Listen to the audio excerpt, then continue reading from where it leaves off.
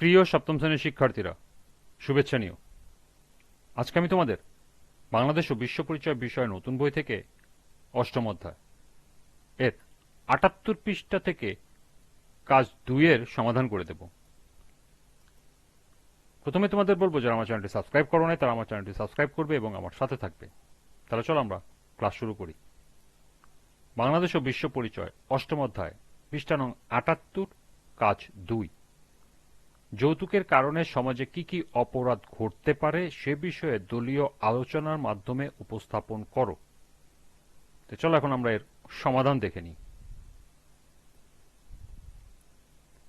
যৌতুক একটি সামাজিক ব্যাধি যা সমাজে নানা ধরনের অপরাধের জন্ম দেয়। যৌতুকের কারণে যে অপরাধগুলো ঘটে তা শুধু নারীর প্রতি সহিংসতা নয়, বরং একটি পুরো পরিবার ও সমাজ ব্যবস্থাকে প্রভাবিত করে।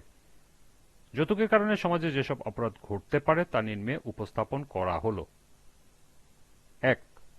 যৌতুকের জন্য নারীদের শারীরিক ও মানসিক নির্যাতন করা হয়, যা হত্যার কারণও হতে পারে। ২. যৌতুকের দাবিকে কেন্দ্র করে দাম্পত্য কলহ চরমে পৌঁছায় এবং অনেক সময় তা বিচ্ছেদে গড়ায়। ৩. যৌতুক প্রথা সমাজে এক ধরনের নেতিবাচক দৃষ্টিভঙ্গি তৈরি করে এবং এর কারণে সামাজিক অস্থিরতা বাড়ে। ৪. যৌতুক দিতে না পারায় মেয়ে পরিবার ঋণগ্রস্ত হয় এবং তাদের অর্থনৈতিক অবস্থা ভেঙে পড়ে। ৫. কম যৌতুক দিয়ে মেয়েকে বিয়ে দিতে পরিবার মেয়ের বয়স হওয়ার আগেই বিয়ে দিয়ে দেয়, যা শিশু অধিকার লঙ্ঘন করে। ৬. মানসিকভাবে বাবা মা এবং মেয়ে দীর্ঘদিন চাপের মধ্যে থাকে। ৭. অনেক নারী যৌতুকের কারণে মানসিক চাপ সহ্য করতে না পেরে আত্মহত্যার পথ বেছে নেয়। ৮. যৌতুকের শিকার নারীরা সমাজে অসম্মানিত হন এবং তাদের আত্মবিশ্বাস ভেঙে যায়। ৯.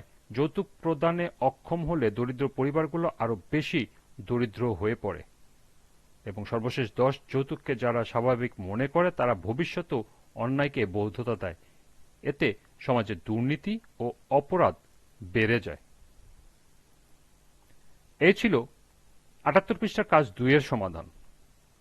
আজকের ক্লাসটি এ পর্যন্তই।